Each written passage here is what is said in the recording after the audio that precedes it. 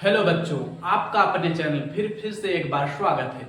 तो आज हम बात करने वाले हैं कोशिका के। हमने कल बताया था आपको, इसके पहले वाले वीडियो में जो नए हैं पहली बार वीडियो देख रहे हो पुरानी वीडियो देख सकते हैं। हमने आपका यह कोशिका का 2 पार्ट है। हमने आपको बताया था कोशिका के बारे में, कोशिका क्या है, इसे हम कैसे परिभाषित कर सकते हैं। आज हम देखने वाले हैं कोशिका में पाए जाने वाले अंग, यानी कोशिका के जो कितने भाग होते हैं, कितने अंग पाए जाते हैं, इसमें क्या क्या उपस्थित होते हैं जो जैविक क्रियाओं को संपन्न करती है। तो आज हम इसमें देखने वाले हैं। तो सबसे पहले जो हमारी सेल होती है वो इस प्रकार की बनी होती है, ऐसे वृत्ताकार, अंडाकार, घनाकार, किसी भी आकृति का हो सकता है। अगर हम बात करें तो यहाँ पे जो ये सेल यानी कि ये जो बाहर की परत है, इसी का नाम होता है कोशिका झिल्ली। क्या नाम होता है? कोशिका झिल्ली। कोशिका झिल्ली, इसी का नाम क्या है? कोशिका झिल्ली। अब इसी कोशिका झिल्ली के हम बारे में पढ़ने वाले। जैसे कि हम मार्केट में सब्जी लेने जाते हैं तो वहां पे दुकानदार क्या करता है, तमाम प्रकार के ऑर्गन जैसे आलू, टमाटर, बैगन, धनिया, मिर्चा, ये सब क्या करता है, उसी में डाल के भर देता है। अब डाल के उसके झिल्ली में पार्के से लटका के दे देता है। अब क्या करेगा वही, अब ये उसी प्रकार से ये झिल्ली भी होती है जो क्या करते हैं, इसके अंदर बहुत सारे कोशिका के अंग भरे होते हैं। अब ये हम इसी झिल्ली के बारे में पढ़ने वाले हैं। यानी कि सबसे पहले जो पादप, ये जो कोशिका झिल्ली होती है, ये जो हमारी कोशिका झिल्ली है, सबसे पहला भाग वह क्या होता है, पादप तथा जंतु कोशिका में दोनों में उपस्थित होता है। ये पादप कोशिका में भी पाया जाएगा और जंतु कोशिका में भी पाया जाएगा। और ये किसकी बनी होती है? प्रोटीन की। कोशिका झिल्ली जो होती है वह प्रोटीन की बनी होती है। और क्या है इसमें, अब ये अर्धपारगम्य होती है, जो पदार्थों को अंदर आने बाहर जाने देती है। यानी कि जो कुछ भी पदार्थ होते हैं कोशिका के अंदर जाता है और बाहर आता है। इस प्रकार से यह अर्धपारगम्य, यानी इस पार से उस पार दिखाई देना। हमारी झिल्ली कैसी होती है जो मार्केट में हम लाते हैं, वह भी अर्धपारगम्य, हम इस पार से उस पार देख सकते हैं। ठीक, अब उसी में दुकानदार क्या किया, सब ढेर सामान रख के लटका के दे दिए। अब उसमें अंदर बहुत सारे सामान है, उसी प्रकार से इसके अंदर भी बहुत सारे अंग है, जिसे हम कहते हैं कोशिका अंग। अब देखो यहाँ पे जब हम कोशिका झिल्ली, पादप तथा जंतु कोशिका दोनों में पाया जाता है। लेकिन अगर हम बात करें यहाँ पे, फिर क्या हो गया, कोशिका भित्ति। कोशिका भित्ति जो पौधों में पाई जाती है, 2 झिल्ली बनी होती है, इसी को हम कहते हैं कोशिका भित्ति। अब ये सिर्फ पादप कोशिका में ही पाई जाती है, जंतु कोशिका में नहीं उपस्थित होती। अब ये किसकी बनी होती है? सेलुलोज। और ये करता क्या, सुरक्षा करता है, खाद्य पदार्थों का आदान प्रदान भी करता है। इसी के द्वारा होता है क्या, सुरक्षा और खाद्य पदार्थ का आदान प्रदान। अगर हम देखें यहाँ पे कि क्या है, अब जैसे कि यह कोशिका हो गया। अब कोशिका के अंदर बहुत सारे अंग पाए जाते हैं, जैसे हम शॉर्टकट में लिख रहे हैं आपके लिए, माइटोकॉन्ड्रिया, फिर क्या है, गोल्जी बॉडी, एंडोप्लाज्मिक रेटिकुलम, ये सब है। इसके बाद आता है राइबोसोम, इसके बाद वैक्यूल यानी रसधानियां, इसके बाद आता है सेंट्रोसोम, ठीक, इसके बाद लवा पात्र यानी प्लास्टिड, इसके बाद आता है क्लोरोफिल यानी क्लोरोप्लास्ट, इसके बाद हम लिख सकते हैं लाइसोसोम, बीच में केंद्रक। यानी कि ये सब हमें पढ़ने हैं। हम क्या करते हैं, एक एक करके हम सबकी जानकारी प्राप्त करेंगे। अगर ज्यादा लंबा वीडियो ना है, इसलिए हम इसे 2 पार्ट में डिवाइड करने वाले हैं। फिर से क्या है, ये दूसरा पार्ट है कोशिका का, तीसरा पार्ट भी बनेगा, चौथा पार्ट भी बनेगा। आपको पूरी अच्छे तरीके से समझ में आ जाना चाहिए। इसी के लिए वीडियो कई पार्ट में होगा, आप पूरा वीडियो को देखा करिए, जिससे आपको समझ में आ जाएगा। अब देखो, सबसे पहले हम बात करने वाले हैं क्या, माइटोकॉन्ड्रिया की। इसकी एक एक लाइन में हम समझेंगे कि माइटोकॉन्ड्रिया क्या होता है। जैसे सबसे पहले क्या पढ़ना है हमें, माइटोकॉन्ड्रिया।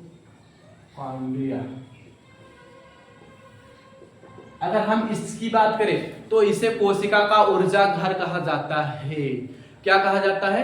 कोशिका का ऊर्जा घर, यानी कि यह power of cell, power house of cell. अब ये क्या करेगा, इसमें ऊर्जा का घर क्यों कहते हैं, क्योंकि इसमें होती है श्वसन की क्रिया। क्या होती है? श्वसन की क्रिया, यानी ग्लूकोज का विखंडन। क्या होगा? ग्लूकोज का विखंडन, जिससे मुक्त होती है ऊर्जा। क्या मुक्त होती है? ऊर्जा। यही काम है क्या इसका? माइटोकॉन्ड्रिया का। माइटोकॉन्ड्रिया करता क्या है? ऊर्जा का उत्पादन करता है, इसीलिए कहा जाता है mitochondria power house of the cell, यानी कि ऊर्जा का घर माइटोकॉन्ड्रिया को कहा जाता है। अगर हम बात करें माइटोकॉन्ड्रिया की खोज सबसे पहले किसने किया था? अगर बात करें सबसे पहले नाम आता है कोलिकर नामक वैज्ञानिक ने। किसका नाम आता है? यहां पे हम बात करें तो किसका नाम आता है? कोलिकर। ठीक, कोलिकर आए थे, इन्होंने माइटोकॉन्ड्रिया की खोज की थी। इसके बाद आए थे आल्टमैन। क्या था? आल्टमैन।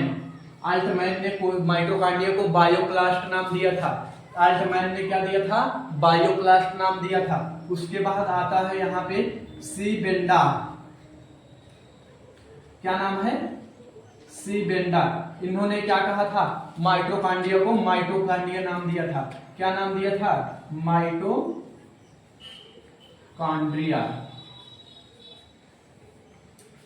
माइटोकॉन्ड्रिया नाम दिया था। किसने दिया था? सी बेंडा नाम ने दिया था। अगर पूछा जाए कोलिकर ने क्या किया था? माइटोकॉन्ड्रिया की खोज किया था। अगर पूछा जाए माइटोकॉन्ड्रिया की खोज किसने किया था, तो नाम आएगा किसका? कोलिकर का आएगा। इसके बाद हम दूसरे ऑर्गेनेल्स की तरफ चलते हैं। हमारा दूसरा ऑर्गेनेल्स क्या है? यहाँ पे दूसरा ऑर्गेनेल्स क्या है हम देख लेते हैं एक नजर में। अब देखो, दूसरा ऑर्गेनेल्स है हमारा गोल्जी काय। देखो, सबसे पहले हम पढ़ लेते हैं एंडोप्लाज्मिक रेटिकुलम, उसके बाद गोल्जी काय आपको आसानी से समझ में आ जाएगा। सबसे पहले हम पढ़ लेते हैं ER, यानी कि एंडोप्लाज्मिक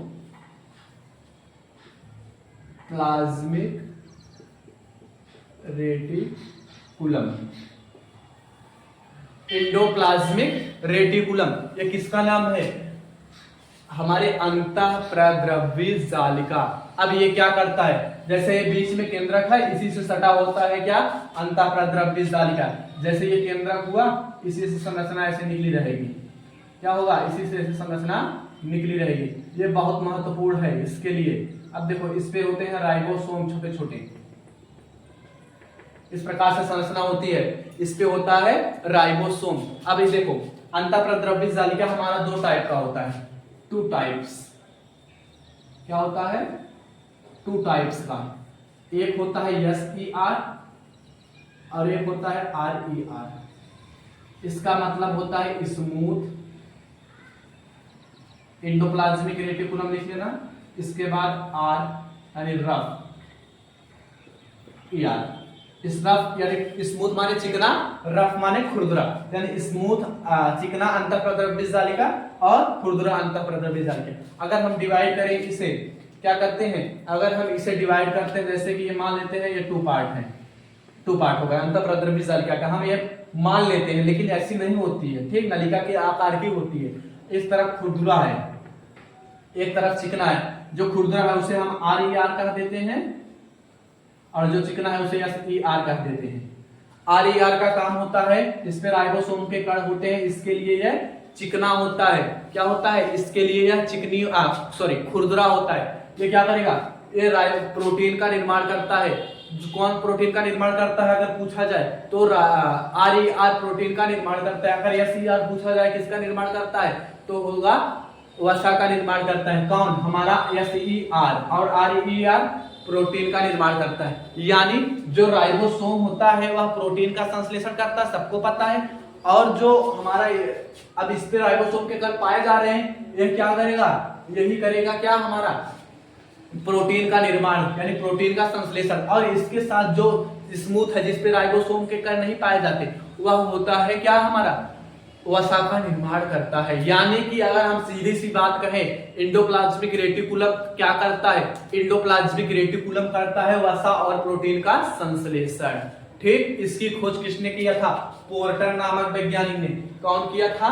पोर्टर वैज्ञानिक ने। सबसे बढ़िया पोर्टर सबकी खोज के बारे में लिखते चलेंगे। पोर्टर नामक वैज्ञानिक ने किया था किसका खोज? Endoplasmic reticulum. अगर हम आगे बात करते हैं, आगे हमारा कौन सा अंग पढ़ने वाले हैं? गोल्जी बॉडी, यानी गोल्जी काय हिंदी में कहते हैं। गोल्जी काय क्या होता है आगे देखते हैं। गोल्जी बॉडी, गोल्जी काय ना।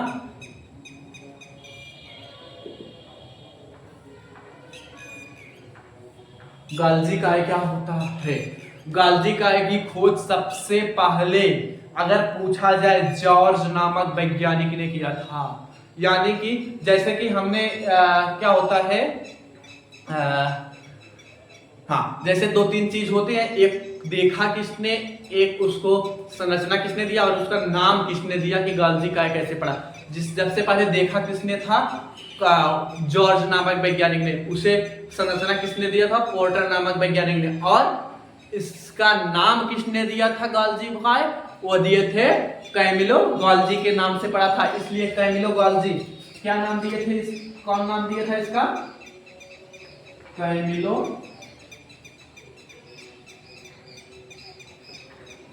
गोल्जी। कैमिलो गोल्जी नामक वैज्ञानिक ने इसका नाम दिया। खोजा दूसरा कोई, सिर्फ नाम दे दिया, महफिल लूट कर चले गए। यही होता है क्या? सबसे बढ़िया काम। इन्हीं का नाम है सिर्फ कैमिलो गोल्जी। अब ये करता क्या है? कोशिका झिल्ली का निर्माण करेगा, कोशिका भित्ति का निर्माण करेगा, वसा का संश्लेषण करेगा यानी वसा का संग्रह करेगा, ग्लूकोज का संग्रह करेगा, कार्बोहाइड्रेट का संग्रह करेगा, प्रोटीन का संग्रह करेगा।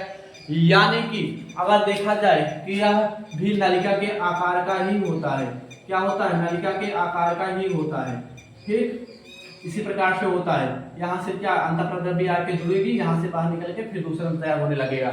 ये होता है गोल्जी का। ये भी क्या करता है? प्रोटीन का संग्रह, कार्बोहाइड्रेट का संग्रह, वसा का संग्रह, कोशिका भित्ति का निर्माण और केंद्रक झिल्ली कोशिका झिल्ली का निर्माण, ये सब क्या कौन करता है? हमारे गोल्जी काय। अगला हम देख लेते हैं। अगला क्या है हमारा? राइबोसोम।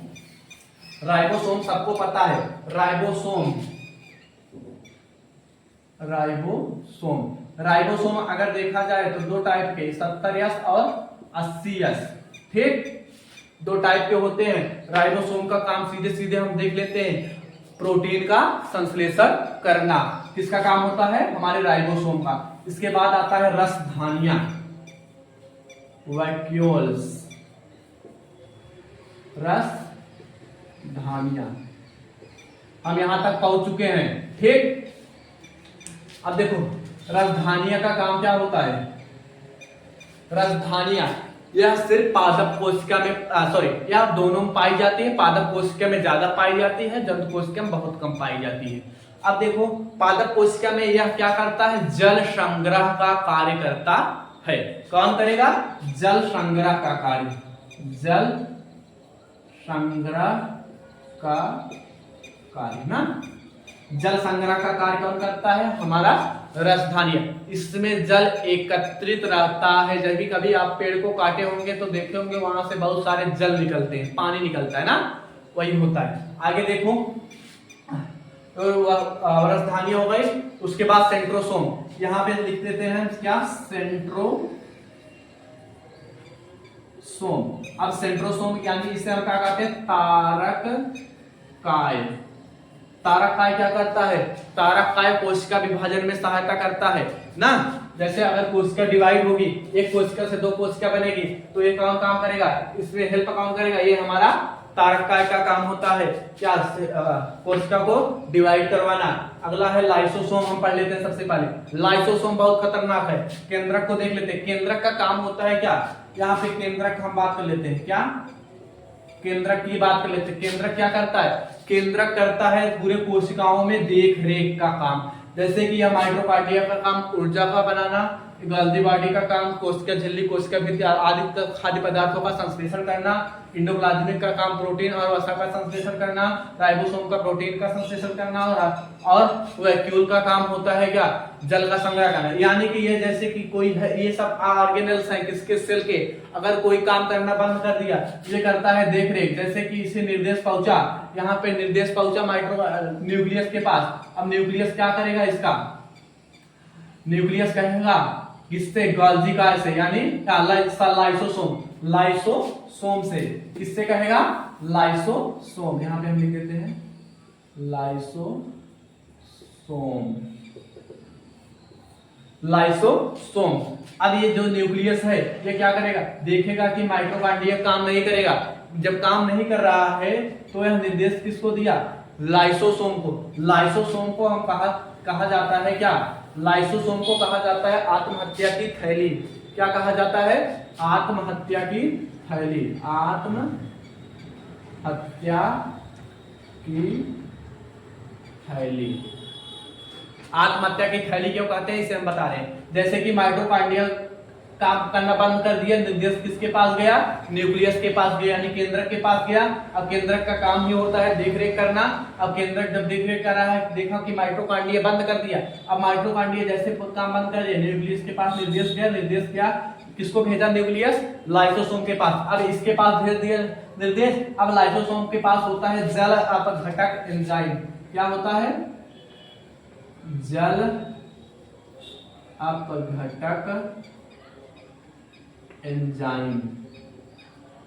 अब ये जल अपघटक एंजाइम क्या करेगा, अब यही जल अपघटक एंजाइम जो होता है इसके पास यही होता है सबसे खतरनाक। अब ये क्या करेगा, माइटोकॉन्ड्रिया के ऊपर छिड़काव करना प्रारंभ कर देगा। जब अपना माइटोकॉन्ड्रिया से छिड़केगा जल अपघटक एंजाइम लाइसोसोम माइटोकॉन्ड्रिया के ऊपर, तो क्या करेगा, माइटोकॉन्ड्रिया तुरंत हड़बड़ा जाएगा। हड़बड़ाने के बाद क्या होगा, जैसे वो हड़बड़ाया वो तुरंत देखा ये क्या आ गया, तुरंत अपना कार्य फिर से प्रारंभ करने का क्या करेगा, तुरंत कार्य करना प्रारंभ किया। कभी कभी ऐसा होता है कि कभी चोट लगी है आपको, उपटा है ना, ऐसे मार खाए है, उपटा, मम्मी पापा मार दिए, उपट आया।